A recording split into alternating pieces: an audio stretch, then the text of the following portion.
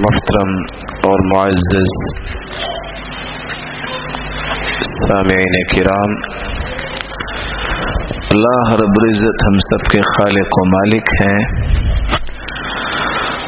انسان کی تخلیق سے لے کر آج تک اللہ تعالیٰ کا ایک نظام ہے، الذی خلق الموت والحیاة لیبلوکم ایکم احسن عملا۔ اللہ تعالیٰ نے موت و حیات کا یہ ایک سلسلہ بنایا ہے، اور اللہ رب العزت یہ جاننا چاہتے ہیں کہ کون اچھا عمل کرتا ہے۔ جس سے اللہ تعالیٰ نے انسان کو پیدا کیا، اس کی آزمائش شروع ہے۔ کسی کو اللہ تعالیٰ عطا کر کے آزماتے ہیں، کسی کو محروم کر کے آزماتے ہیں۔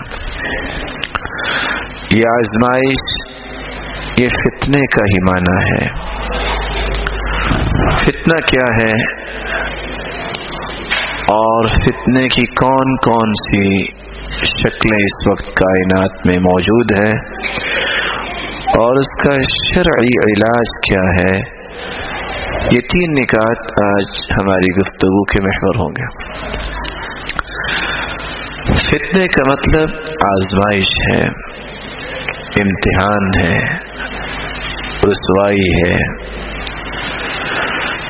انسان کی جب آزمائش ہوتی ہے، زندگی کا سفر طے کرتے ہوئے کسی دکھ مصیبت میں پھنس جاتا ہے، اگر تو اللہ رب العزت کے فرامین اور رسول اللہ صلی اللہ علیہ وسلم کے بتائے ہوئے طریقوں کو اختیار کرتا ہے، تو پھر تو اللہ رب العزت اجر و ثواب سے بھی نوازتے ہیں اور اس کی حفاظت بھی فرماتے ہیں۔ لیکن اگر انسان ڈی ٹریک ہو جائے، اللہ اور اس کے رسول کے فیصلوں کو بھول جائے، تو پھر فتنہ انسان کو رسوائی کی طرف لے جاتا ہے۔ اس لیے امام جرجانی رحمۃ اللہ علیہ کہا کرتے تھے کہ فتنہ کیا ہے؟ ہی ما یبین بہ حال الانسان من الخیر والشر۔ زندگی کے اس سفر میں انسان کی وہ کیفیت جس سے اس کی خیر اور شر کی پہچان ہوتی ہے۔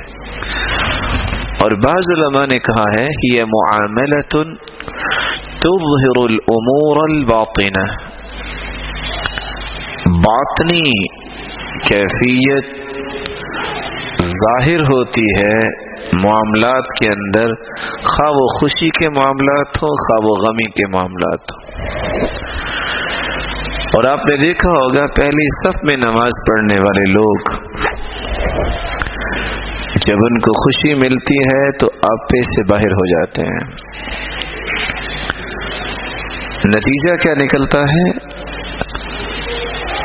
امام غزالی رحمۃ اللہ علیہ کہا کرتے تھے، کسی کے ایمان کی پیمائش کرنی ہو تو یا خوشی کے موقع پہ کرو یا غمی کے موقع پہ کرو۔ یہ دو کیفیتوں کو جو کنٹرول کر سکتا ہے، اس کا مطلب یہ ہے کہ اس کے اندر اللہ تعالیٰ نے صلاحیت رکھی ہے اور اس پہ اللہ تعالیٰ کی رحمت کا نزول ہو چکا ہے۔ اس لیے رسول اللہ صلی اللہ علیہ وسلم نے ان دونوں پہلوؤں کو کیسے پیش کیا؟ كان اذا اتاه امر يسر به، كان اذا اتاه امر يسر به خر ساجدا لله۔ رسول اللہ صلی اللہ علیہ وسلم کو جب بھی کوئی خوشی ملتی تو آپ اس خوشی کا اظہار کیسے کرتے؟ خر ساجدا للہ، اللہ کے سامنے سجدہ ریز ہو جاتے۔ اور دوسری روایت میں آتے ہیں وَكَانَ إِذَا حَزَبَهُ أَمْرٌ صَلَّى، جب رسول اللہ صلی اللہ علیہ وسلم کو کوئی فکر لاحق ہوتا یا کوئی دکھ پہنچتا تو تب بھی کیا کرتے؟ سجدہ ریز ہو جاتے ہیں۔ تو خوشی اور غمی کو صحیح رخ دیا جا سکتا ہے تو اس وقت جب خوشی اور غمی میں اللہ کو یاد رکھا جائے، رسول اللہ صلی اللہ علیہ وسلم کے طریقے اور سلیقے کو یاد رکھا جائے۔ عبداللہ بن عباس رضی اللہ تعالیٰ عنہ، جن کے بھائی فوت ہو گئے، غلام نے جب بتایا کہ بھائی فوت ہو گئے، کہا رکو، سواری سے اترے، اللہ اکبر، کہتے یہ کیا؟ آپ کو میں نے آپ کے بھائی کی وفات کی خبر دی اور آپ نماز پڑھنے چل گئے، آپ جلدی پہنچے وہاں۔ کہا جلدی پہنچ کے زندہ ہو جائے گا؟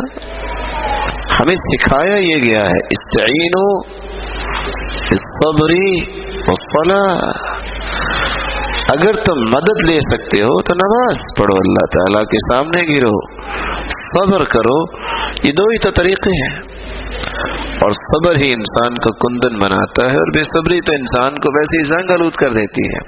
اور رسول اللہ صلی اللہ علیہ وسلم نے فرمایا صبر سے بڑھ کر کوئی بھی نعمت اللہ نے دنیا میں اتاری نہیں ہے۔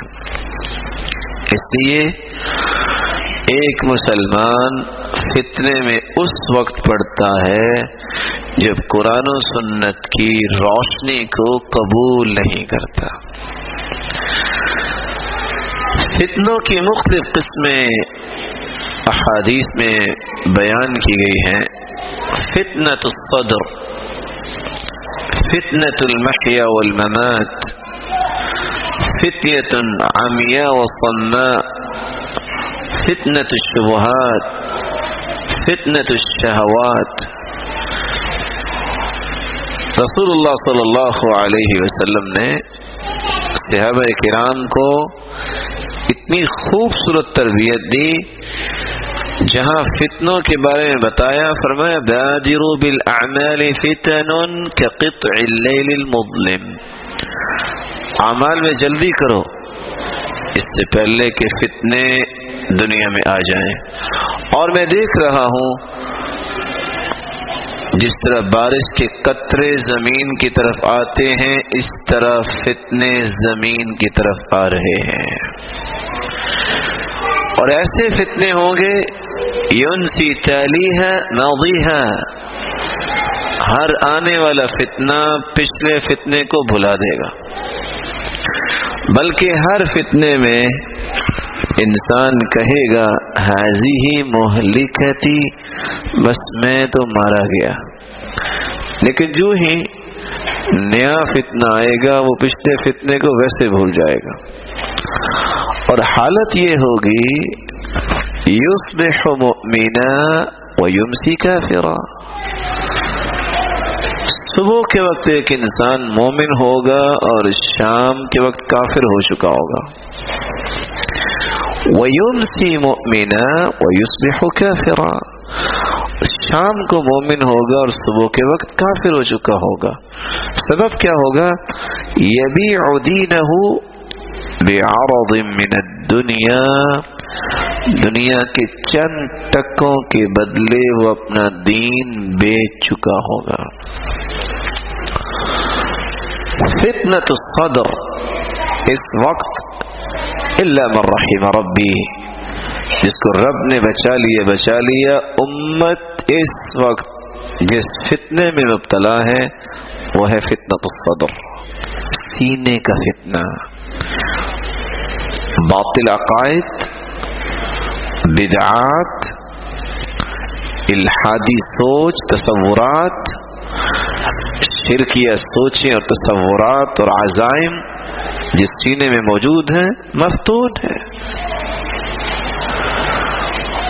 اور اگر کوئی اس سے بچ گیا ہے تو حسد، بغض، عداوت، عصبیت، تعصب جس سینے میں موجود ہے مفتون ہے، فتنے میں پڑ گیا ہے۔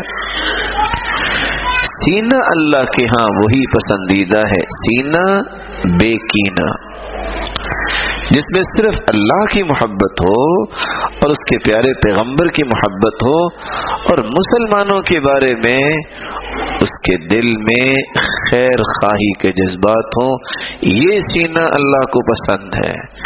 اور جس شخص نے باطل عقائد سے اپنے سینے کو صاف نہیں کیا اور مسلمانوں کے بارے میں بغض اور حسد اور عناد رکھا، یہ شخص فتنے میں پڑا ہوا ہے۔ ان اللہ لا ينظر الى صورکم واموالکم، اللہ رب العزت تمہاری شکل و صورت کو نہیں دیکھتے، کیونکہ بنایا تو اللہ نہیں ہے، نہ تمہارے مال و دولت کو دیکھتے ہیں، دیا تو اللہ نہیں ہے، ولکن ينظر الى قلوبکم واعمالکم، اللہ رب العزت تو تمہارے دلوں کو دیکھتے ہیں اور تمہارے اعمال کو دیکھتے ہیں، تم عمل کیسا کرتے ہو اور کس کے لیے کرتے ہو، اور تمہارے دل میں ہے کیا۔ جس دل میں بغض اور حسد اور عناد جیسی غلاظتیں ہوں گی تو یہ اللہ رب العزت کی مبارک نظروں کی توہین نہیں ہے۔ اس لیے اس فتنے سے انسان کو بچنا چاہیے، ہر روز رات کو سوتے وقت اپنے سینے کو صاف کر کے سونا چاہیے۔ اور صحابی سعد رضی اللہ تعالی عنہ جنہوں نے اپنے سینے کو صاف کیا، ابھی وہ دنیا میں ہی تھے، نہ قبر میں گئے، نہ حشر، نہ حساب و کتاب، رسول اللہ صلی اللہ علیہ وسلم نے ان کو جنت کی بشارت دے دی تھی۔ فتنة المحیا والممات، زندگی اور موت کا فتنہ۔ زندگی کا فتنہ جوانی ہے، طاقت ہے، قوت ہے جسم کی، لیکن نماز نہیں پڑھتا۔ اللہ نے ہر قسم کی صلاحیت سے نوازا ہے، لیکن وہ صلاحیتیں دین پہ نہیں، نہ جانے کہاں صرف ہو رہی ہیں۔ اس لیے حسن بصری رحمۃ اللہ علیہ سے جب کسی نے پوچھا من اکثر الناس صراخا یوم القیامہ، قیامت کے دن سب سے زیادہ چیختا اور چلاتا کون نظر آئے گا؟ قال من انعم اللہ علیہ بنعم وفیرہ فاستخدمها فی معصیت اللہ، جس کو اللہ نے صلاحیتی اور نعمتیں تو دی لیکن اس نے ان نعمتوں کو اللہ کی نافرمانی میں لگا دیا۔ زندگی تو ہے لیکن دین کے لیے نہیں ہے، طاقت تو ہے لیکن دین کے لیے نہیں ہے۔ کس کے لیے؟ یہ دنیا کے چند گنتی کے ایام اس حیات مستعار کے لیے، یا اپنی سوچ کے تابع قرآن و سنت کی روشنی میں وہ زندگی نہیں، فتنہ ہے۔ والممات، موت کا فتنہ، موت تو ہر ایک کو آنی ہے، لیکن وہ شخص مفتون ہے جس کو مرنے کے وقت خاتمہ بالایمان نہ ہو، کسی برائی کی حالت میں وہ دنیا سے چلا جائے اور قبر کے عذاب میں پھنس جائے۔ فتنۃ الشبہات، یہ فتنہ اس وقت نوجوان نسل کو گھائل کر رہا ہے، دین پہ یقین نہیں رہا، شبہات پیدا ہو گئے ہیں، سوالات پیدا ہوتے ہیں، اچھا یہ ہے تو یہ کیوں نہیں، اور یہ ہے نہیں، فلاں نے تو ایسے کہا اور علان نے تو ایسے کہا۔ جو قرآن میں آ گیا ہے، جو حدیث میں آ گیا ہے، ان دو فیصلوں کے سامنے مومن کا کام یہ ہے مان لے اور بس۔ وَمَا كَانَ لِمُؤْمِنٍ وَلَا مُؤْمِنَةٍ إِذَا قَضَى اللَّهُ وَرَسُولُهُ أَمْرًا أَن يَكُونَ لَهُمُ الْخِيَرَةُ مِنْ أَمْرِهِمْ وَمَن يَعْصِ اللَّهَ وَرَسُولَهُ فَقَدْ ضَلَّ ضَلَالًا مُبِينًا۔ کسی مومن مرد کسی مومنہ عورت ان کے لیے جائز ہی نہیں، حلال ہی نہیں ہے۔ اللہ کا فیصلہ آ جائے قرآن مجید کی شکل میں، اللہ کے رسول صلی اللہ علیہ وسلم کا فیصلہ آ جائے حدیث کی شکل میں، پھر وہ اپنی مرضی کرے۔ جو اپنی مرضی کرتا ہے اس نے گویا اللہ رب العزت کی بھی نافرمانی کی اور رسول اللہ صلی اللہ علیہ وسلم کی بھی نافرمانی کی، اور جنہوں نے یہ نافرمانی کر دی اس سے بڑا گمراہ دنیا میں ہے ہی کوئی نہیں۔ شبہات، اور آپ حیران ہوں گے کہ شبہ صرف جاہل کو نہیں ہوتا، جس نے کتاب و سنت کی بالادستی قبول نہ کی ہو وہ پڑھا لکھا بھی فتنے میں پڑ جاتا ہے۔ آج میدان عمل میں آپ کو کتنے لوگ ایسے ملیں گے، لوگ ان کو پی ایچ ڈی ڈاکٹر بھی کہیں گے، پروفیسر بھی کہیں گے، نہ جانے کیا کچھ، لیکن ان کو قرآن بھی پسند نہیں اور حدیث بھی پسند نہیں ہے، فتنے میں پڑے ہیں۔ آپ تو یہ بات سن کے ورطہ حیرت میں چلے جائیں، صحیح بخاری جیسی کتاب، اس جیسی کتاب، اوتھینٹک کتاب قرآن مجید کے بعد کوئی نہیں ہے۔ جو صحیح بخاری پڑھاتا ہو، اس کی شروحات لکھنے والا شخص اگر اس کو شبہ ہو جائے تو آپ کیا کہیں گے؟ رسول اللہ صلی اللہ علیہ وسلم کا فرمان ہمیں بتاتا ہے، میت کا جب جنازہ پڑھایا جاتا ہے تو مرد کا جنازہ ہو تو چہرے کے سامنے کھڑے ہو کے جنازہ پڑھتے ہیں، جب عورت ہو تو درمیان میں کھڑے ہوتے ہیں۔ اب اتفاق کیسا ہے کہ صحیح بخاری کی کتاب الجنائز میں لفظ آ گئے قام فی وسطھا، وسط کا کیا معنی ہے؟ بولے، آپ نے صحیح بخاری پڑھی ہوئی ہے؟ یعنی اتنی کامن سینس ہے کہ آپ میرے بڑے محترم بھائی ہیں، آپ نے کتاب الجنائز پڑھی ہے یا نہیں پڑھی، آپ کو پتا ہے وسط کا مطلب درمیان۔ لیکن جب شاگرد نے سوال کر دیا جناب آپ تو کہتے ہیں کہ مرد اور عورت کا جنازہ پڑھائے تو چہرے کے سامنے کھڑے ہوتے ہیں، تو یہ تو وسط کا من، وسط کا لفظ آ گیا ہے۔ کہا کل بتاؤں گا۔ کل آئے، جی محترم، کہا ہاتھ کھڑے کرو، ہاتھ کھڑے کیے، پوچھا اب بتاؤ وسط کہاں ہے؟ ایمانداری سے بتائیے کبھی کسی نے مردے کے ہاتھ کھڑے کروائے؟ اپنا تصور، اپنی سوچ ثابت کرنے کے لیے حدیث کو کس طرح توڑتا ہے، یہ توڑتا وہ ہے جس کو شبہ ہو گیا کہ دین میں شاید کوئی نقص رہ گیا ہے، میں پورا کر دیتا ہوں۔ اور ہمارا ایمان کیا ہے؟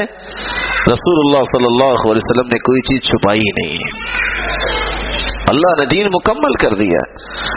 اور آپ یہ سن کے خوش بھی ہوں گے اور افسوس بھی کریں گے لوگوں پہ، یہودیوں کی جماعت آگے کہتی ہے عمر رضی اللہ تعالی عنہ کو، آیۃ فی کتابکم لو نزلت علینا معشر الیہود لاتخذنا ذلک اليوم عیدا۔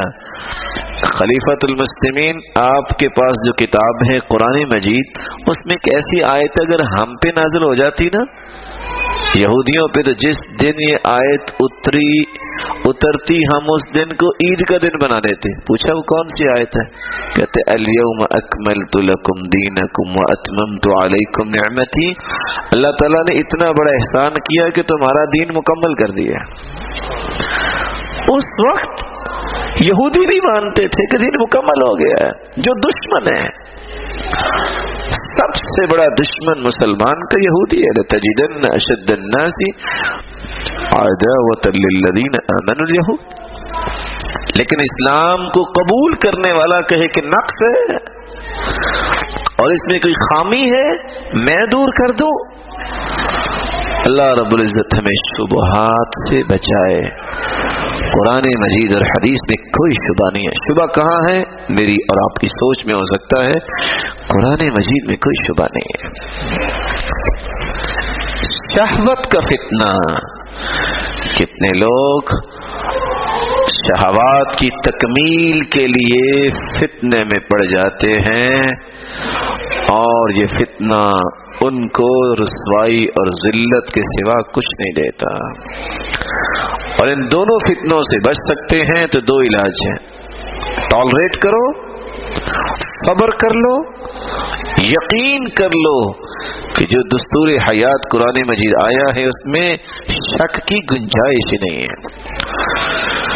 وَجَعَلْنَاهُمْ أَئِمَّةً يَهْدُونَ بِأَمْرِنَا لَمَّا صَبَرُوا وَكَانُوا بِآيَاتِنَا يُوقِنُونَ۔ لیڈر انسان بنتا ہے ایمان میں تو کیسے؟ جن کے اندر دو صلاحیتیں ہوتی ہیں، برداشت کا، ٹالریٹ کرنے کا ان کے اندر مادہ ہوتا ہے، اور یقین ہوتا ہے کہ پوری کائنات مجھے چھوڑ بھی جائے گی تو میں اپنے رب پہ توکل نہیں چھوڑوں گا۔ فتنۃ عمیاء وصماء، پانچواں فتنہ ایسا فتنہ جو انسان کو اندھا کر دے اور بہرا کر دے۔ اور آج بعض دفعہ ایسے فتنے سامنے آتے ہیں انسان کو سوچ ہی نہیں آتی کہ اس کا حل کیا کریں، اندھا بہرا انسان ہو جاتا ہے۔ رسول اللہ صلی اللہ علیہ وسلم نے چھٹے فتنے کی نشاندہی کی، فرمایا قتل و غارت کا فتنہ قیامت کے نزدیک عام ہو جائے گا۔ یتقارب الزمان، صحیح بخاری کی روایت ہے، وقت میں بے برکتی آ جائے گی۔ وَيُقْبَضُ الْعِلْمِ، علم اٹھا لیا جائے گا، علماء اللہ کے پاس چلے جائیں گے۔ وَتَظْهَرُ الْفِتَنُ، فتنے ظاہر ہوں گے۔ وَيَكْثُرَ الْجَهْلُ، اور جہالت عام ہو جائے گی۔ اور آگے فرمایا وَيَكْثُرَ الْحَرَجُ، حرج بھی زیادہ ہوگا۔ قیل ما الحرج؟ قال القتل، قتل و غارت اتنی عام ہو جائے گی، نہ مارنے والے کو پتا کہ میں کیوں مار رہا ہوں، نہ مرنے والے کو پتا کہ مجھے آخر کیوں مارا گیا ہے۔ رسول اللہ صلی اللہ علیہ وسلم نے ساتویں فتنے کے متعلق بھی خبردار کیا، عورتوں کا فتنہ۔ ما ترکت بعدی فتنہ اضر علی الرجال من النساء، میرے بعد مردوں کے لیے سب سے خطرناک فتنہ عورتوں کا فتنہ ہوگا۔ اور ساتھ ہی رسول اللہ صلی اللہ علیہ وسلم نے آٹھویں فتنے کی نشاندہی کی، بے پردگی، قیامت کے نزدیک یہ فتنہ عام ہو جائے گا۔ رسول اللہ صلی اللہ علیہ وسلم نے فرمایا ان المختلعات ہن المنافقات، جو بے پردگی کو عورتیں پسند کرتی ہیں یہی تو منافق عورتوں کی نشانی ہے۔ اور سلسلہ صحیحہ کی روایت تو ایک عجیب رخ ہمیں بیان کرتی ہے۔ رسول اللہ صلی اللہ علیہ وسلم نے فرمایا سیکون فی آخر امتی رجال، امت کے آخر میں ایسے مرد ہوں گے یرکبون علی سروج کاشباہ الرحال، مرد سوار ہوں گے چراغوں پر، اور وہ چراغ کیسے ہوں گے جن پہ سوار ہوں گے؟ جیسے کجاوے ہوتے ہیں۔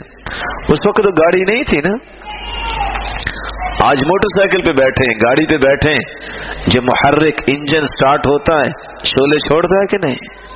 چراغ کاشباہ الرحال، کجاووں کی طرح سیٹیں بنی ہوئی ہیں۔ ینزلون عند ابواب المساجد، مسجدوں کے دروازوں پر اتریں گے۔ معہم، ان کے ساتھ کون ہوگا؟ نساء کاسیات عاریات، عورتیں ہوں گی جنہوں نے لباس پہنا ہوگا لیکن پھر بھی وہ عریاں نظر آئیں گے۔ اور آگے لفظ کتنے ہیں؟ اللہ اکبر، العنوہن فانہن ملعونات، ان پہ لعنت بھیجو، یہ ملعون عورتوں کی نشانی ہے کہ وہ پردہ نہیں کرتے۔ فتنہ ہے۔ صحیح مسلم کی روایت ہے، رسول اللہ صلی اللہ علیہ وسلم نے فرمایا صنفان من اہل النار لم ارہما بعد، دو قسمیں جہنمی ہیں جن کو میں نے نہیں دیکھا، ان میں سے ایک نساء کاسیات عاریات مائلات ممیلات، ایسی عورتیں جو لباس تو پہنتی ہیں لیکن عریاں ہیں، اور برہنہ نظر آتی ہیں کیسے؟ لوگ ان کی طرف مائل ہو رہے ہیں اور یہ لوگوں کی طرف مائل ہو رہی ہیں. رؤوسهن كأسنمة البخت المائلة، اور بختی اونٹ کی کوہان کی طرح ان کے سروں پہ جوڑے بنے ہوئے ہیں. لا يدخلن الجنہ، یہ عورتیں جنت میں داخل نہیں ہوں گی. ولا يجدن ريحها، نہ ہی جنت کی خوشبو ہی پائیں گے. وإن ريحها ليوجد من مسيرة كذا وكذا، جنت کی خوشبو تو دور دور سے بندہ مومن کو اللہ رب العزت عطا کر دیں گے. آپ نے سنا ہوگا بنی اسرائیل پہ عذاب آیا کہ نہ آیا؟ بولے. اور پتہ عذاب کیسے آیا؟ انما هلك بنو اسرائیل حين اتخذ نساؤهم قصة من شعر، جب بنی اسرائیل کی عورتوں نے جوڑے بنانے شروع کیے تو ان پہ عذاب آیا. اور عذاب کی کیفیت مختلف تھی. ایک عذاب یہ بھی تھا، صحیح بخاری کی روایت ہے، فقدت امت من بنی اسرائیل، بنی اسرائیل کی ایک پوری امت، ایک قوم گم ہو گئی، ملی نہیں ہے. رسول اللہ صلی اللہ علیہ وسلم کے سامنے آپ نے فرمایا، چوہیا گزری، فرمایا اللہ تعالیٰ نے اس پوری قوم کو مسخ کر کے چوہا بنا دیا ہے. اور ساتھ دلیل پیش کی کہ چوہیا کے سامنے اونٹنی کا دودھ رکھا جائے وہ نہیں پیے گی، اگر بکری کا دودھ پڑا ہو تو چوہیا پی جائے گی. الا ما حرم اسرائیل علی نفسی، کیونکہ یعقوب علیہ السلام نے اونٹ کا گوشت اور دودھ اپنے اوپر حرام کرا دے دیا تھا. کس وجہ سے؟ بنی اسرائیل کے اندر جسم کی نمائش، جسم فروشی، یہ گناہ عام ہو گیا، جس کے نتیجے میں اللہ تعالیٰ نے ان کو مسخ کر کے چوہا بنا دیا. رسول اللہ صلی اللہ علیہ وسلم کا فرمان ہے، اذا ظہرت القینات، جب رقص کرنے والی، گانے والیاں ظاہر ہو جائیں گی معاشرے کے اندر، فانتظروا عند ذلك ريحا حمراء وشربت الخمور وارتفعت الاصوات في المساجد، مسجدوں کے تقدس کو پامال کیا جانے لگے گا. لوگ ایسے مسجدوں میں گفتگو کریں گے جیسے منڈی اور بازار میں بیٹھے ہیں. ایاکم وحیشات الاسواق، مسجدوں کو بازار اور منڈی مت بناؤ. شراب عام ہو جائے گی اور گانے اور رقص عام ہو جائے گا. پھر انتظار کرو، سرخ آندیاں آئیں گے، او فسخا او مسخا، لوگ اچھے بلے ہوں گے، زمین دھنس جائے گی.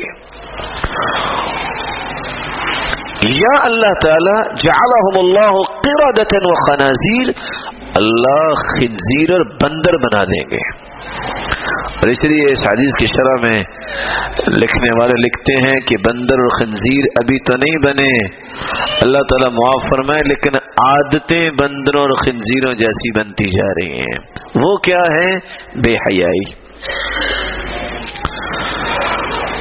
فتنوں کے اندر فتنہ دجال کا بھی ہے.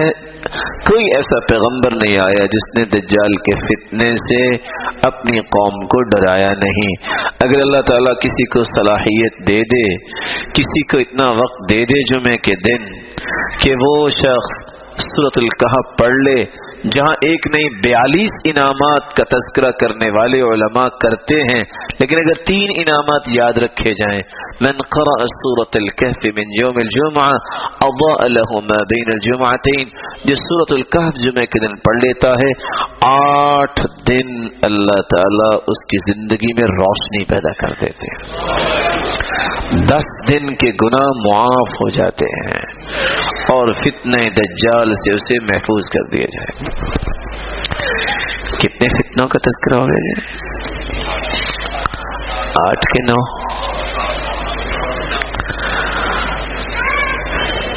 اختلف العلماء على قولين. فتنوں کے اندر ایک فتنہ بد عملی کا بھی ہوگا، اور میں صرف اس فتنے کے بارے میں دعا ہی کر سکتا ہوں، الہی میری اور آپ کی اصلاح فرما دے اور ہمیں بدعملی سے دور کر دے، ہمیں قول و کردار کے غازی بنائے، ہمارے قول اور فعل میں کوئی فرق نہ آئے۔ اس کے بارے میں اللہ تعالیٰ سے گزارش کرنی چاہیے کہ انسان کمزور ہے، میں اور آپ ہم نماز بھی نہیں پڑھ سکتے، ہم کوئی کام کر ہی نہیں سکتے جب تک اس رب کی توفیق نہیں ہوگی۔ اپنی کمائیگی کا اظہار کرنا یہ بھی ایک تعارف ہے انسان کو، جس کو مل جائے اللہ تعالیٰ پھر اس پہ اپنی رحمت کا نزول فرماتے ہیں۔ تقلید کا فتنہ، تقلید کیا ہے؟ نہ آپ کو قرآن سے غرض، نہ آپ کو حدیث سے غرض، بس فلاں نے کہہ دیا اور علان نے کہہ دیا، دلیل کیا ہے؟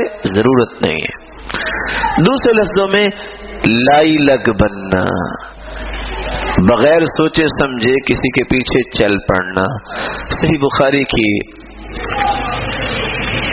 1376 نمبر روایت، اگر انسان اکیلا بیٹھ کے پڑھے تو کیا سمجھ آتی ہے؟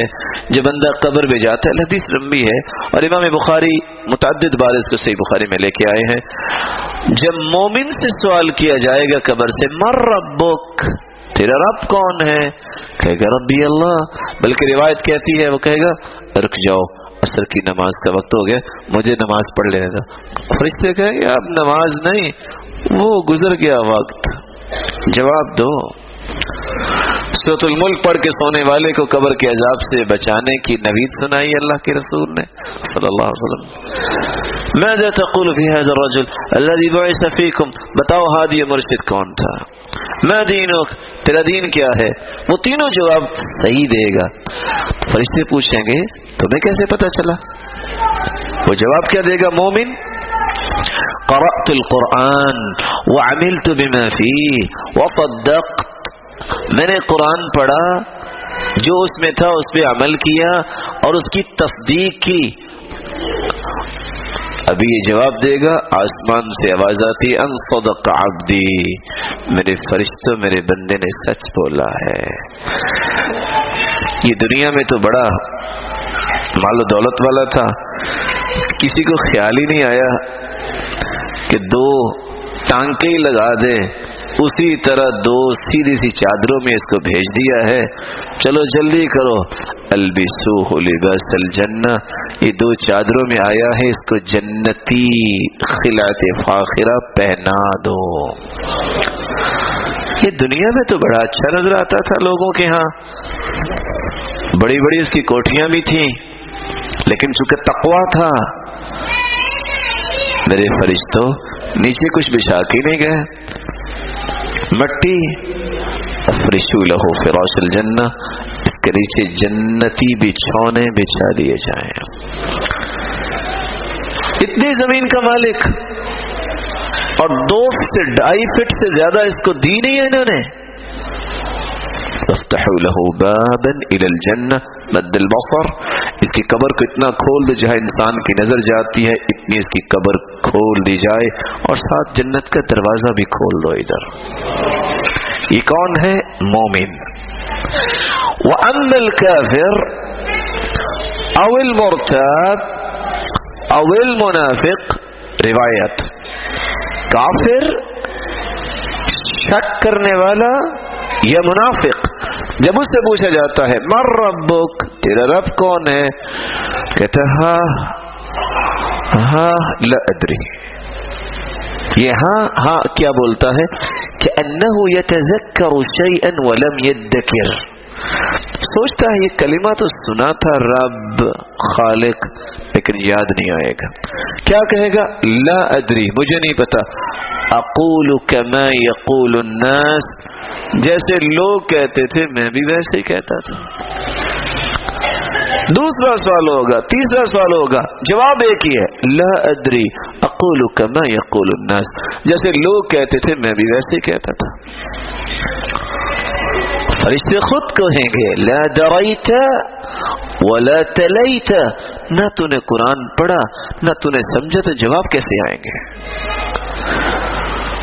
آواز آئے گی ان کذب عبدی، اس بندے نے جھوٹ بولا ہے، یہ تو دو چادریں دیکھے گئے ہیں، ان چادروں کا بھی مستحق نہیں ہے، کافر ہے، یہ دین میں شک کرنے والا ہے، منافق ہے۔ البسوہ لباس النار، جہنمی لباس جس کو پہنا دو۔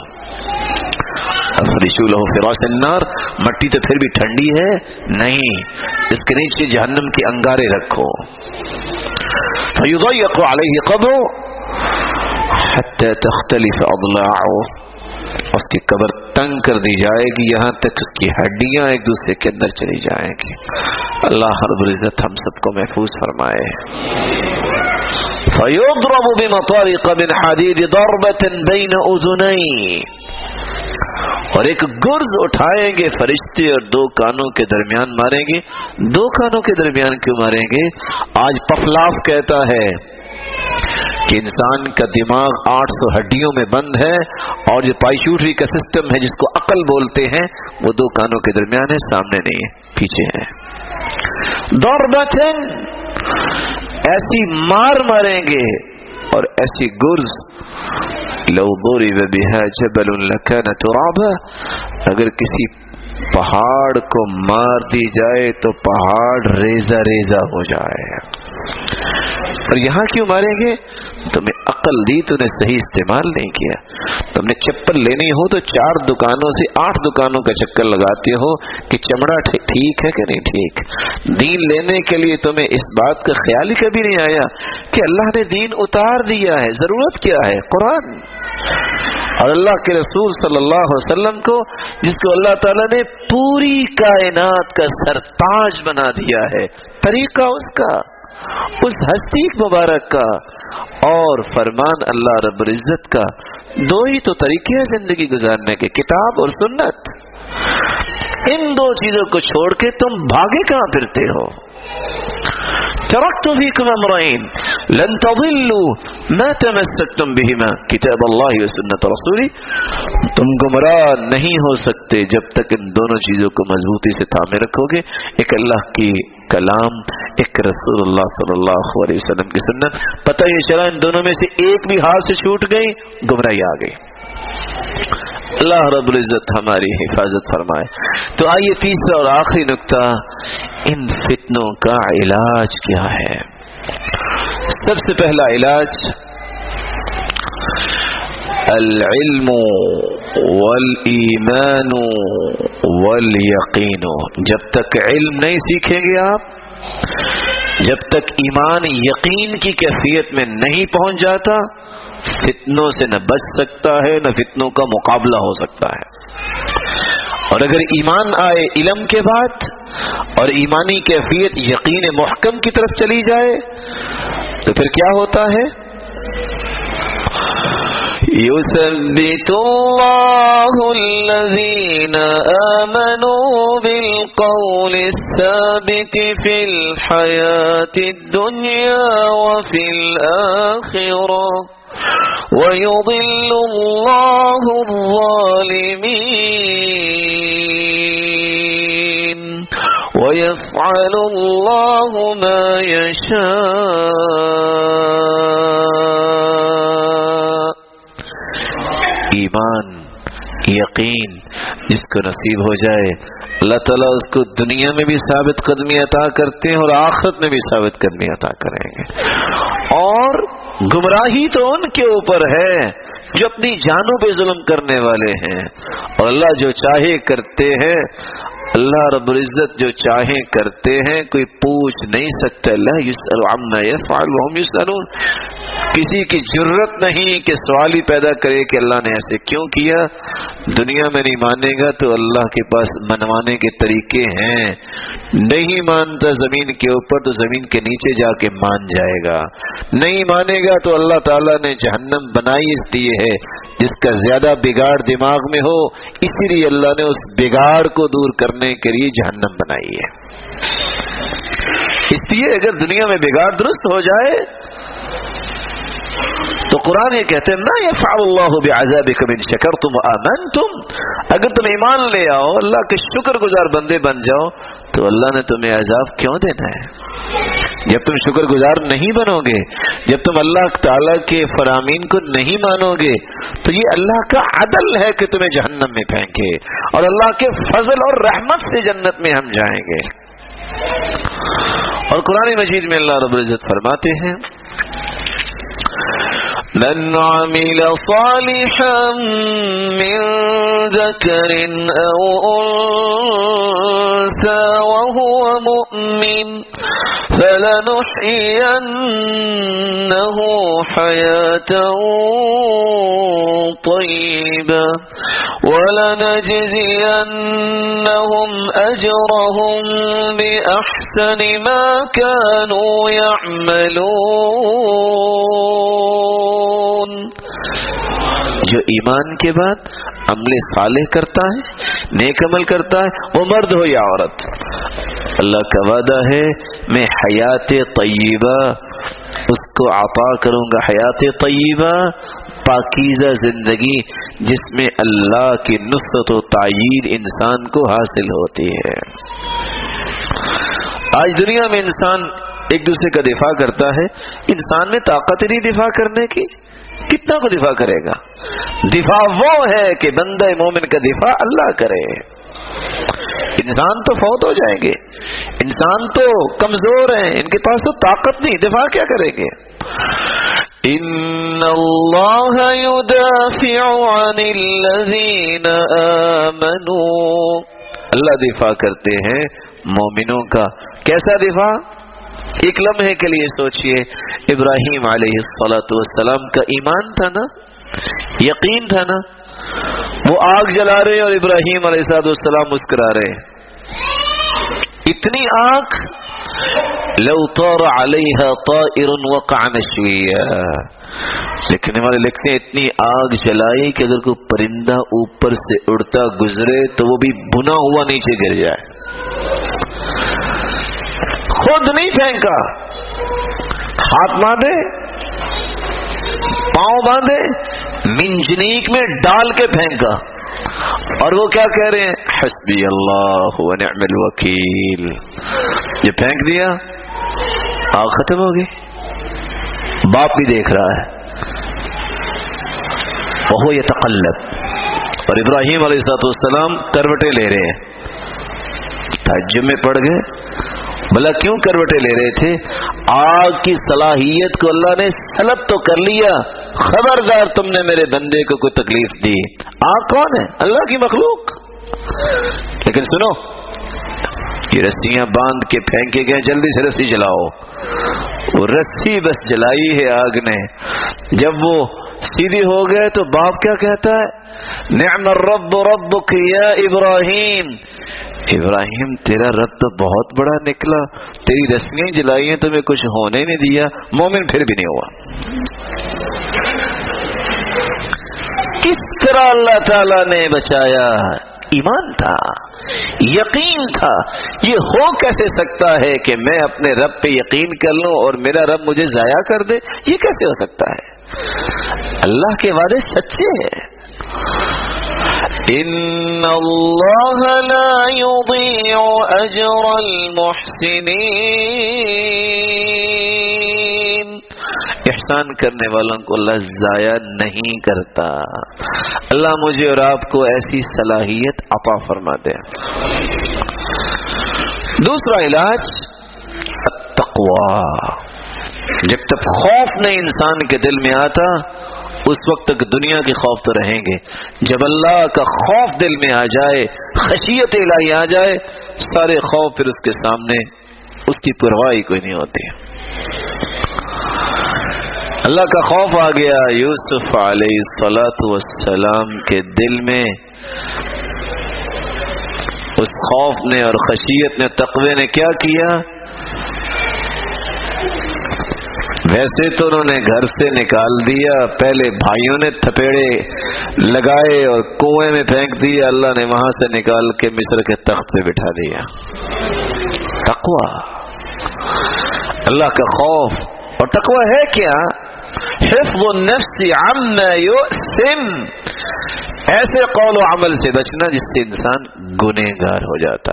الخوف من الجلیل والعمل بالتنزیل والقناعة بالقلیل والتزود لیوم الرحیل. خوف ہو تو اللہ کا، عمل ہو تو قرآن کے مطابق، جتنا اللہ نے دیا اس پہ شکر کرنا اور آخرت کی تیاری کرنا، یہ تقویٰ ہے. کیسا خوف؟ عبداللہ بن مسعود رضی اللہ تعالی عنہ ایک چرواہے سے کہتے ہیں ایک جانور مجھے دے دو. کہتے نہیں، میرے مالک نے نا منع کیا ہے. کہا تم قیمت لے لو. مالک کو کہنا بھیڑیا کھا گیا ہے، مالک کو دیکھ رہا ہے؟ کہا مالک تو نہیں دیکھ رہا، لیکن میرے مالک کا مالک تو دیکھ رہا ہے. سلف صالحین میں سے ایک شخص کو سزا دی گئی. وقت کے بادشاہ نے کہا اس کو کمرے میں بند کرو. الجزاء من جنس العمل کتاب ہے، 2 جلدوں میں، قصہ لمبا ہے، اور ساتھ ایک بھوکا شیر داخل کر دو. سزا اس کی یہ ہے. جب انہوں نے شیر اندر داخل کیا، پوچھلا، دروازہ بند کر دیا. کچھ وقت گزرنے کے بعد دیکھا کہ فارغ ہو چکا ہوگا، کھا چکا ہوگا. کیا دیکھا کہ شیر بیٹھا ہوا ہے اور دم ہلا رہا ہے اور وہ کھڑا لا کر ذکر کر رہا ہے. پوچھا کیا ہوا؟ کہتا یہ جھپٹا. تو میں نے کہا اللہ اکبر. تو اس کا منہ تو لگا میرے کپڑوں سے. تو میں تو سوچ رہا تھا اس کا لعاب پاک ہے کہ نہ پاک ہے. میں تو دلائل ریمائنڈ کر رہا تھا اور آپ نے دروازہ کھول دیا. اللہ رب العزت کی مخلوق ہے. شیر بھی اللہ کے حکم کے بغیر وہ کیسے کاٹے گا؟ یہ مجھے اور آپ کو یقین کیوں نہیں؟ کیسے کاٹے گا؟ نہیں کاٹے گا. اگر موت آنی ہے تو چونٹی کے کاٹنے سے بھی آ جاتی ہے. کچھ بھی نہ کاٹے ہنس سے لوگ فوت ہو جاتے ہیں. اور اگر نہ آنی ہو تو اللہ رب العزت کا جب تک فیصلہ نہیں، پھر جو مرضی ہو جائے، موت تو نہیں آتی. موت و حیات ہے ہی اللہ کے ہاتھ میں. تیسرا علاج اللہ کا ذکر. ہم سمجھتے ہیں کہ شاید ذکر کرنے سے بندہ صوفی ہو جاتا ہے. ذکر اصل طاقت ہے. اگر آپ محسوس نہ کریں تو ایک حدیث موضوع سے ہٹ کے بھی بیان کر دو. ناراض تو نہیں ہوگے؟ صحیح بخاری کی روایت ہے، والملائکۃ یصلون علی احدکم ما دام فی مجلسہ الذی صلی فیہ. تقول الملائکہ اللہم اغفر لہ، اللہم ارحم، اللہم تب علیہ. جب انسان نماز پڑھتا ہے نا، نماز پڑھنے کے بعد اپنی جگہ پہ بیٹھ کر وہ ذکر کرتا رہتا ہے جب تک ذکر کرتا رہے. اور اگر دوسری روایت کو ساتھ ملا لیا جائے، اللہ کے نورانی فرشتے اتنے نازل ہوتے ہیں آسمان سے، حتی یملأ ما بین السماء والارض، زمین و آسمان کا خلا فرشتوں سے بھر جاتا ہے. اور وہ کیا کرنے آتے ہیں؟ 3 دعائیں کرنے. اللہم اغفر لہ، یا اللہ اس اپنے پیارے بندے کو معاف کر دے. اللہم ارحم، اے اللہ ان پہ رحم نازل فرما. اللہم تب علیہ، اے اللہ ان کی توبہ کو قبول فرما. ما لم یؤذی وما لم یحدث، جب تک بے وضو نہ ہو جائے، کسی کو تکلیف نہ دے، فرشتے دعائیں کرتے ہی رہتے ہیں. حدیث تو آپ نے سن لی، میں بھی آپ سے کچھ سن لوں. ابھی مغرب کے بعد کس کس نے پورا ذکر کیا ہے؟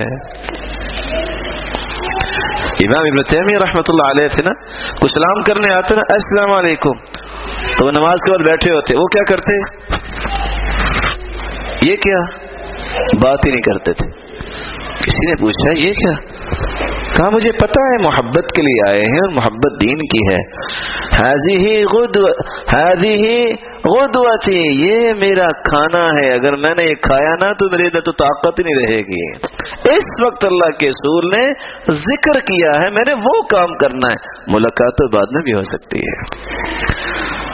کس کس بھائی نے ابھی ذکر مکمل کیا مغرب کے بعد؟ جس نے کیا ہے اللہ ان کو کروڑا رحمتوں سے نوازے. جو بھول گئے ہیں اللہ تعالیٰ ان کو کروڑا قوتوں سے نوازے اور پھر اپنی رحمتوں سے بھی نوازے. آمین تو کہہ دینا. ویسے چونکہ وقت تھوڑا ہے، میں تو ویسے کبھی کبھی ساتھیوں سے گزارش کر لیتا ہوں کہ میں 3 منٹ آرام کر لیتا ہوں، آپ اپنے ذکر پورے کر لیں. جیسے کہ امام نووی لکھتے ہیں نا اپنی کتاب میں کہ سلف صالحین ذکر کی بھی قضائی دیا کرتے تھے، اور یہ چھوٹی بات نہیں ہے. ہم سے تو سنتوں کی قضائی نہ ہوتی، یہ کون سی موقع ہے، اتنا کہہ کے جان چھڑا لیتے ہیں. حالانکہ حدیث کہتی ہے اللہ قیامت کے دن فرمائیں گے یا ملائکتی هل تجدون لعبد من تطوع فتکملون بها فریضته، میرے فرشتوں اس کے نوافل دیکھو ہیں نامہ اعمال میں، اس کے کم از کم فرائض تو مکمل کر دیں.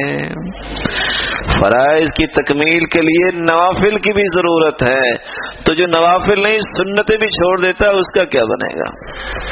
اللہ مجھے اور آپ کو صراط مستقیم عطا فرمائے. فلولا انه كان من المسبحين للبث في بطنه الى يوم يبعثون. یونس علیہ السلام 3 اندھیروں میں چلے گئے، مچھلی کے پیٹ کا اندھیرا، سمندر کا اندھیرا، رات کا اندھیرا. ان 3 اندھیروں میں اللہ تعالیٰ نے ان کو نکالا. تو قرآن کیا کہتا ہے؟ اگر وہ اللہ کی تسبیح بیان کرنے والے نہ ہوتے تو قیامت تک مچھلی کے پیٹ میں رہتے. پتہ یہ چلا دنیا جہان کے دکھ اور مصیبت اور بڑی بڑی مشکلات سے نکلنے کا راستہ ہے ذکر اللہ، اللہ کا ذکر. چوتھا علاج التوکل. جب تک توکل اللہ پہ نہیں ہے، اعتماد، بھروسہ، اس وقت تک ہم کمزور ہیں، ہم مقابلہ نہیں کر سکتے. وَمَن يَتَوَكَّلْ عَلَى اللَّهِ فَهُوَ حَسْبُهُ إِنَّ اللَّهَ بَالِغُ أَمْرِهِ قَدْ جَعَلَ اللَّهُ لِكُلِّ شَيْءٍ قَدْرًا. جو اللہ پہ توکل کرتا ہے اللہ ان کو کافی ہو جاتا ہے. چھوٹا سا بچہ، عورت ذات، صنف نازک. ابراہیم علیہ السلام نے اس بچے کو لیا، ہاجر علیہ السلام کو لیا، اور کہاں چھوڑ کے آئے؟ لا جلیس ولا انیس وليس امامها الا الغبراء ولا اضلتها الخضراء. نہ کوئی انسان، نہ کوئی درخت، بواد غیر ذی زرع، سوائے گرد اور پہاڑوں کے کچھ نہیں ہے. بیت اللہ کے پاس چھوڑ کے آگے جہاں آج بیت اللہ ہے. جب جانے لگے تو اللہ پہ توکل کرنے والی الواثقۃ باللہ کیا کہتی ہیں؟ اللہ امرک ان تترکنا هنا. اے اللہ کے پیارے پیغمبر، اللہ نے آپ کو حکم دیا کہ ہمیں چھوڑ کے جائیں. فاشار برأسه ای نعم. تو ابراہیم علیہ السلام نے اشارہ کیا اپنے سر سے، جی ہاں. جب یہ سن لیا نا کہ اللہ کے حکم سے چھوڑ کے جا رہے ہیں، تو اس عورت نے کیا کہا؟ حاجر علیہ السلام نے اذن لا یضیعنا، اگر اس رب کے حکم سے چھوڑ کے جا رہے ہیں تو پھر وہ رب ہمیں ضائع نہیں کرے گا. یقین ہے نا، توکل ہے نا اللہ پہ. اللہ تعالیٰ کو پھر یہ توکل کتنا پسند آیا. 4 قدم ادھر اور 8 قدم ادھر بھاگے. چھوٹا سا بچہ کو 2 پاؤں اس میں مارے، ایسا پانی زمین سے نکالا. میں اس زمزم علی میں شریب اللہ، جس نیت سے زمزم پی رہے اللہ وہ نیت پوری کر دیتے ہیں.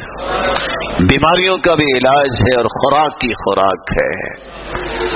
اور اللہ تعالیٰ کو یہ توکل اتنا پسند آیا، رہتی دنیا تک مرد ہو یا عورت، کام عورت نے کیا ہے.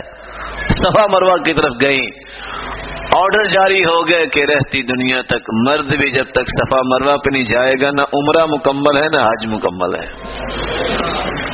یہ انعام ہے. بلکہ اللہ رب العزت نے جبریل کو آرڈر کیا،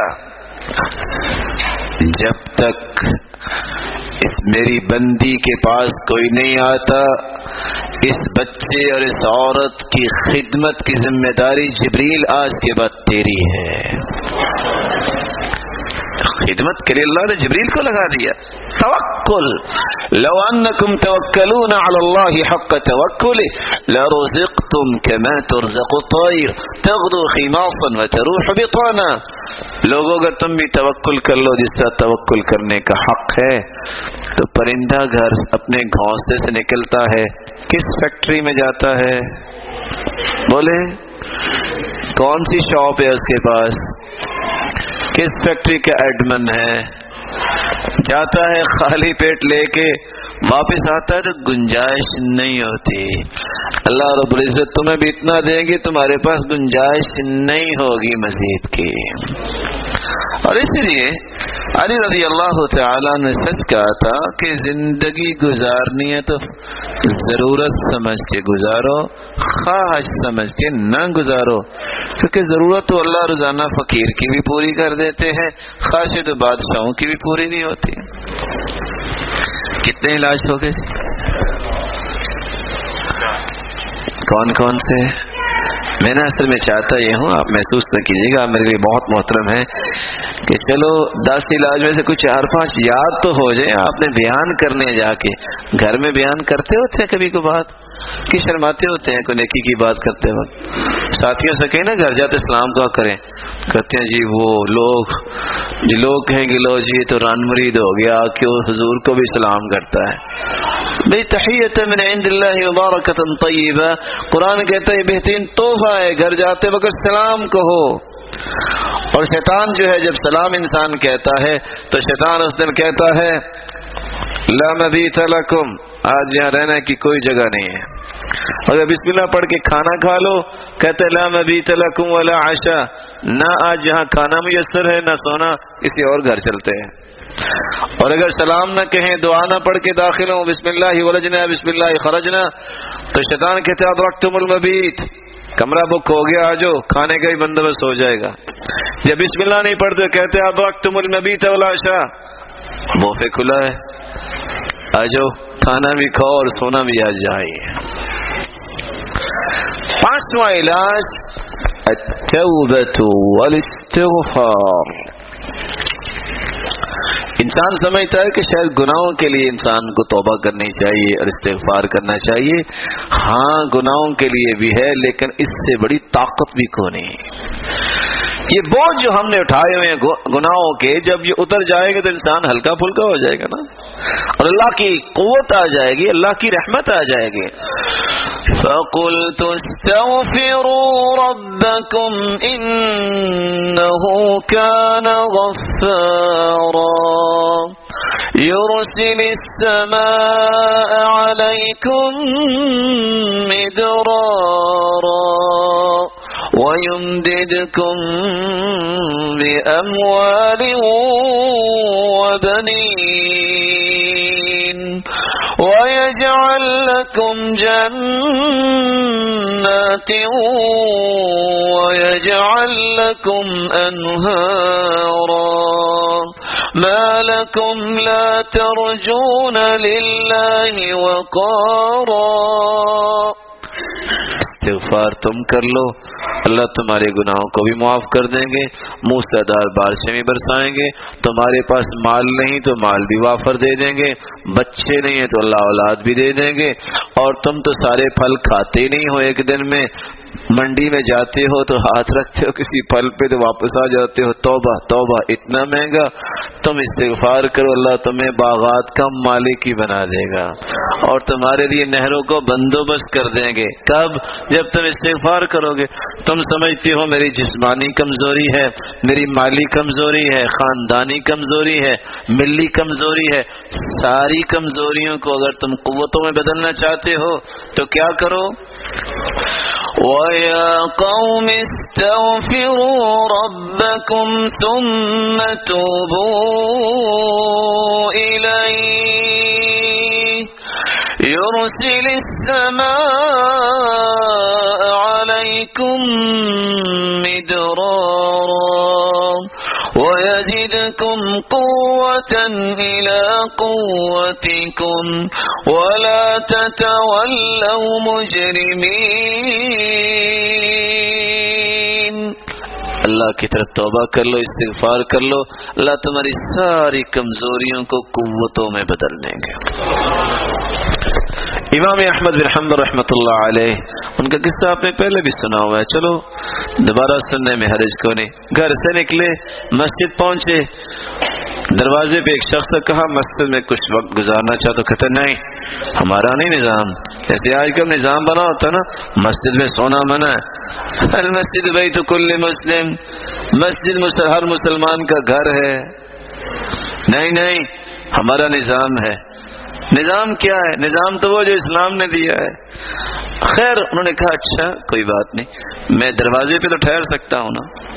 ابھی یہ بات ہو رہی تھی تو ایک نان بھائی گزر رہا ہے، اس نے کہا جناب ان کو میرا مہمان بننے دو۔ گھر لے گئے، ان کو لٹا دیا اور خود آٹا بنانے لگ گیا۔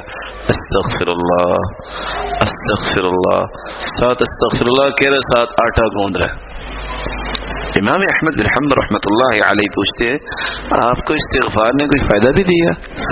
کہتے جی بہت غریب انسان تھا، جب سے استغفار کر رہا ہوں مال سنبھالا نہیں جاتا، اور جب سے میں نے استغفار کر رہا ہوں جو خواہش کی اللہ نے پوری کر دی ہے، چند دنوں سے خواہش کر رہا ہوں وہ ابھی پوری نہیں ہوئی۔ کہتے وہ کون سی ہے؟ کہا میں نے خواہش کی تھی یا اللہ سنا ہے دنیا میں ایک شخص امام احمد بن حنبل بڑا نیک انسان ہے، یا اللہ میری بھی اس سے ملاقات کروا دے۔ کہا وہ تو میں ہی ہوں۔ وقد جررت الیک جرا، آج بغیر پلاننگ کے میں گھر سے نکلا، مجھے محسوس اب ہوا ہے کہ فرشتہ مجھے آپ سے ملانے کے لیے لے کے آیا ہے۔ چھٹا علاج دعا، بہت بڑا علاج، بہت بڑی نعمت ہے۔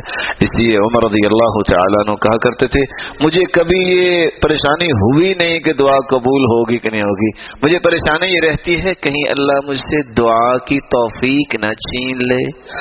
دعا کی توفیق اللہ دیتے اس کو جس کی قبول کرنی ہوتی ہے۔ وَذَنُّونِ إِذ ذَّهَبَ مُغَاضِبًا فَظَنَّ أَن لَّن نَّقْدِرَ عَلَيْهِ فَنَادَىٰ فِي الظُّلُمَاتِ أَن لَّا إِلَٰهَ إِلَّا أَنتَ سُبْحَانَكَ إِنِّي كُنتُ مِنَ الظَّالِمِينَ فَاسْتَجَبْنَا لَهُ فَنَجَّيْنَاهُ مِنَ الْغَمِّ وَكَذَلِكَ نُنجِي الْمُؤْمِنِينَ۔ یونس علیہ السلام جب وہ مصیبت میں پھنس گئے تو انہوں نے دعا کیا کہ لا الہ الا انت سبحانک انی کنت من الظالمین، اے اللہ تو پاک ہے، تیرے سوا کوئی معبود برحق نہیں، میں اپنی جان پہ ظلم کر بیٹھا ہوں۔ اللہ فرماتے ہیں فاستجبنا له، ہم نے اس کی دعا کو قبول کیا، فنجیناہ من الغم، اور اس کو غموں سے نجات دے دی، وکذالک ننجی المؤمنین، اور مومنوں کو ہم اسی طرح ہی نجات دیا کرتے ہیں۔ اور رسول اللہ صلی اللہ علیہ وسلم کا فرمان ہے یہ دعا لا الہ الا انت سبحانک انی کنت من الظالمین لم يدع بها رجل قط الا استجاب اللہ له، جو بھی یہ پڑھ کے دعا کرتا ہے اللہ اس کو محروم نہیں کرتے۔ صبر یہ بھی ایک علاج ہے۔ انسان جب صبر کرتا ہے اللہ سے صبر کی دعا اور التجا کرتا ہے اللہ قوت دیتے ہیں۔ من صبر فلہ الصبر ومن جزع فلہ الجزع، جو جزع فضا کرتا ہے اس کو ملتا تو کچھ نہیں، واویلا ہی بس ملتا ہے، رونا دھونا ہی۔ جو صبر کرتا ہے اللہ قوت بھی دیتے ہیں اور صبر کا بدلہ بھی دیتے ہیں۔ اور بدلہ کیا ہے؟ انما یوفی الصابرون اجرهم بغیر حساب، الصبر، انلمیٹڈ اجر اللہ نے رکھا ہے تو صبر پہ رکھا ہے۔ اللہ رب العزت ہم سب کو یہ صلاحیتیں عطا فرمائے۔ 8واں علاج رسول اللہ صلی اللہ علیہ وسلم نے فرمایا فتنۃ الرجل فی اہلہ ومالہ ونفسہ وولدہ وجارہ۔ 5 فتنے، اپنا فتنہ، بیٹے کا فتنہ، اہل و عیال کا فتنہ، اور مال کا فتنہ اور پڑوسی کا فتنہ۔ اپنا فتنہ زندہ سلامت ہے لیکن اللہ کے سامنے جھکتا ہی نہیں ہے، اس کے دماغ میں بگاڑ اتنا کہتا دیکھی جائے گی، فتنہ ہے۔ اولاد کا فتنہ، اولاد نہیں پھر بھی فتنہ، اولاد ہے پھر بھی فتنہ۔ کب؟ جب وہ دین پہ نہیں ہے، جب والدین کی نافرمان ہے، فتنہ ہے۔ مال کا فتنہ، مال نہیں تو فقیری کا فتنہ، مال ہے اور حرام کا ہے تو پھر بھی فتنہ۔ بیوی کا فتنہ، شادی نہیں ہوئی تب بھی فتنے، اگر ہوگی تو بیوی نماز ہی نہیں پڑھتی پھر بھی فتنہ۔ پڑوسی کا فتنہ، اکیلا گھر ہے، خوف کا فتنہ، پڑوسی ہے سارا دن موسیقی سنتا ہے اور تنگ کرتا ہے، یہ بھی فتنہ۔ یہ فتنے کیسے دور ہو سکتے ہیں؟ یکفر الصیام والصلاۃ والصدقہ، نماز کی پابندی، روزہ رکھنا، صدقہ دینا، والامر بالمعروف والنہی عن المنکر، نیکی کا حکم کرنا اور برائی سے منع کرنا۔ 9واں علاج الوقایۃ التعوذ من الفتن، فتنوں سے پناہ مانگنا۔ رسول اللہ صلی اللہ علیہ وسلم نے دعائیں سکھائی ہیں، ہم نماز میں پڑھتے ہیں نا، اللہم انی اعوذ بک من فتنۃ المحیا والممات، اور صحیح بخاری کی روایت ہے اللہم انی اعوذ بک من الہم والحزن واعوذ بک من الجبن والبخل واعوذ بک من غلبۃ الدین وقہر الرجال واعوذ بک من فتنۃ المحیا والممات واعوذ بک من فتنۃ المسیح الدجال۔ دعائیں پڑھے انسان تاکہ فتنوں سے بچ جائے۔ اور عمر رضی اللہ تعالیٰ عنہ کیا پڑھتے تھے؟ رضینا باللہ ربا وبالاسلام دینا ونعوذ باللہ من سوء الفتن۔ اے اللہ ہم تمہیں رب مان کے راضی، تیرے بھیجے ہوئے دین کو سچا دین مان کے راضی، ہمیں برے فتنوں سے بچا، ما ظہر منها ما بطن، ظاہری فتنوں سے بھی بچا اور باطنی فتنوں سے بھی بچا۔ 10واں اور آخری علاج الوقایۃ من الفتن، جہاں علاج کرتے ہیں وہاں ایک مقولہ مشہور ہے الوقایۃ خیر من الف علاج، پرہیز یہ 1000 علاج سے بہتر ہوتا ہے۔ آپ کو پتہ ہے فتنے کی جگہ آپ کیوں جاتے ہیں؟ آپ کو پتہ ہے کہ میں اپنے آپ پہ کنٹرول نہیں کر سکتا اور فتنوں کے اپنے آپ کے حوالے کیوں کرتے ہیں؟ ایک نوجوان جس کو یہ پتہ ہی نہیں ہے کہ اللہ تعالیٰ کی خشیت کیا ہوتی ہے، باپ بھی اس وقت پرواہ نہیں کرتا، اس کے سامنے نیٹ اور نہ جانے کیسی کیسی سہولتیں ہیں، سائٹ پہ بیٹھتا ہے، کون جانے کہاں گیا اور کیسے گیا اور کیا دیکھ رہا ہے۔ فتن کقطع اللیل المظلم، رات کی تاریکی جس سے بڑھتی اور بڑھتی چلی جاتی ہے، فتنے بھی ایسے بڑھتے ہیں۔ آج چھوٹا سا سوال، مسجد میں، مدرسے میں 24 گھنٹے بچے کو رکھا جاتا ہے، اساتذہ انتھک کوشش کرتے ہیں، پھر بھی انسان کمی کوتاہی رہ جاتی ہے، پھر بھی کوشش کرتے ہیں اس کی کمی دور ہو جائے۔ تو جس شخص نے ایسے ماحول میں بچے اور بچی کو بھیج دیا، نہ وہاں نماز ہے، بس جی میرا بیٹا فلاں ملک میں گیا ہے، اور پھر ساتھ یہ سوچ بنائے کہ وہاں سے صحابی بن کے آ جائے، کمال کی سوچ نہیں ہے یہ۔ مسجد میں بیٹھے تو نہیں بن سکتا، اور ایسے ماحول میں انسان اپنی اولاد کو بھیج دے تو وہاں یہ ذہن بنائے کہ ایسا بن کے آئے گا۔ کیسے بن کے آئے گا؟ جیسے تم نے سوچا ہے ویسے نہیں، بن کے ویسا آئے گا جیسے وہ بننے گیا تھا۔ اس لیے امام بخاری نے صحیح بخاری میں باب باندھا ہے باب التعرب فی الفتن، فتنوں کے دور میں بادیہ نشینی اختیار کر لو۔ سلمہ بن اکوع رضی اللہ تعالی عنہ مدینے کو چھوڑ کے ربضہ چلے گئے اور باقی زندگی وہیں گزاری۔ رسول اللہ صلی اللہ علیہ وسلم نے فرمایا سیکون یوشک ان یکون خیر مال المسلم غنم يتبع بها شعف الجبال ومواقع القطر يفر بدينه من الفتن. ایک وقت آئے گا سب سے اچھا مال مومن کا بکری ہوگی جس کو پہاڑوں پہ اور جہاں بارشیں ہوتی وہاں چراتا پھرے گا، اس ڈر سے کہ میں فتنے سے بچ جاؤں. اس سے سلف کہا کرتے تھے والموت خیر من الفتنہ، اور فتنے سے بہتر موت ہے کہ انسان کا دین تو بچ جائے. اثنان یکرہہما ابن آدم، دو چیزوں کو انسان ناپسند کرتا ہے اور دونوں ہی اس کے لیے اچھی ہیں. یکرہ الموت والموت خیر من الفتنہ، موت سے ڈرتا ہے، موت فتنے سے بہتر ہے. یکرہ قلت المال وقلت المال اقل للحساب، کہتا ہے مال تھوڑا نہ ہو زیادہ ہو، تھوڑا مال ہوگا حساب بھی تھوڑا ہوگا. لیکن اللہ سے دعا کیجئے جتنا مال ہو حلال کا ہو. اللہ رب العزت سے دعا ہے اللہ رب العزت ہمیں فتنوں سے بچائے، ہم بہت کمزور ہیں، اللہ ہمیں ایمانی قوت نصیب فرمائے. الہ العالمین ہم سب کے گناہوں کو معاف فرما، خطاؤں سے درگزر فرما. مولا کریم جو روحانی یا جسمانی بیمار ہیں ان کی بیماریوں کو شفاؤں میں بدل دے، کسی مصیبتوں میں ان کی مصیبتوں کو خوشیاں بنا دے، جو کسی تنگی میں اللہ ان کی تنگی کو آسانیاں بنا دے. الہ العالمین جو صاحب اولاد بیٹھے ہیں ان کی اولادوں کو نیک بنا، صالح بنا، دست و بازو بنا، آنکھوں کی ٹھنڈک بنا اور صدقہ جاریہ بنا. جو بے اولاد ہیں ان کی جوڑیوں کو بار رونق بنا دے، اور جو مال والے ہیں ان کے مال میں برکت فرما. الہ العالمین جو بے روزگار ہے تو ان کو بھی تونگر بنا دے، مقروض سے غیبی خزانوں سے مدد فرما دے، اور ہمیں جب تک رکھنا فتنوں سے بچا کے رکھنا، خاتمہ بالایمان فرمانا، اور جس طرح آج تیرے گھر میں جمع ہے ہمیں جنت الفردوس میں جمع فرمانا، اور اپنے محبوب کی رفاقت نصیب فرمانا، اور اپنے دیدار کا مستحق بنانا. وآخر دعوانا الحمدللہ رب العالمین.